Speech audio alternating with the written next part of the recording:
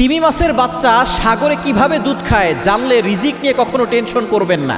আমি আপনি দিনে কয় কেজি চাউলের ভাত খাই, কিন্তু এক একটা তিমি মাছ এক বেলা কয়েক টন করে খাবার খায়।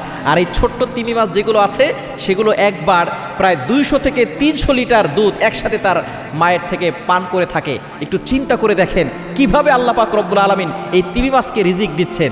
এবং মজার বিষয় হচ্ছে এই তিমি মাছ কিভাবে দুধ পান করে আপনি জানলে অবাক হয়ে যাবেন। সাগরের মাঝখান থেকে যখন এই ছোট্ট তিমি মাছের ক্ষুধা লেগে যায় তখনই তার মায়ের নিচে যেখানে স্তন রয়েছে, যেখান থেকে দুধ বের হয়, সেখানে গিয়ে সে মৃদু আঘাত করে।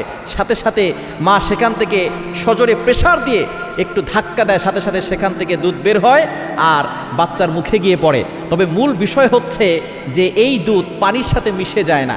সাগরের যে পানি আছে পানির সাথে মিশে যায় না।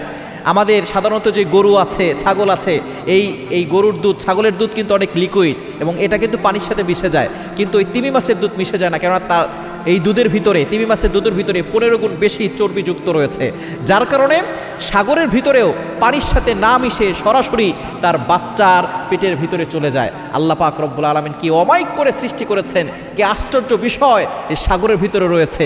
বিশাল বড় বড় তিমি মাছ, এই তিমি মাছ রিজিক পাচ্ছে, আল্লাহ রিজিক দিচ্ছেন, তারা এক বেলা কয়েক টন করে খাবার খাচ্ছে, তারা রিজিক নিয়ে টেনশন করে না। আর আমি আপনি রিজিক নিয়ে টেনশন করছি। রিজিক নিয়ে টেনশন করবেন না। আমাকে আপনাকে সৃষ্টির 50,000 বছর আগেই আল্লাহ তাআলা রিজিক নির্ধারণ করে দিয়েছেন। আল্লাহ পাক রব্বুল আলামিন নিজেই বলে দিয়েছেন 12 নম্বর পারার 1 নম্বর পৃষ্ঠার 1 নম্বর লাইন, সূরা হুদের 6 নম্বর আয়াতে আল্লাহ বলছেন, ওয়ামা মিন দাব্বাতিন ফিল আরদি ইল্লা আলাল্লাহি রিজকুহা। পৃথিবীতে এমন কোনো প্রাণী নাই যেই প্রাণীর রিজিকের ব্যবস্থা আল্লাহ তাআলা করেন না, এজন্য টেনশন করবেন না। আল্লাহ তাআলা আরো বলে দিয়েছেন 28 নম্বর পারার 17 নম্বর পৃষ্ঠার 9, 10 নম্বর লাইন, সূরা তালাকের 2-3 নম্বর আয়াতে আল্লাহ বলছেন, ওয়া ইয়াত্তাকিল্লাহা ইয়াজআল লাহু মাখরাজা ওয়া ইয়ারযুকুহু মিন হাইসু লা ইয়াহতাসিব।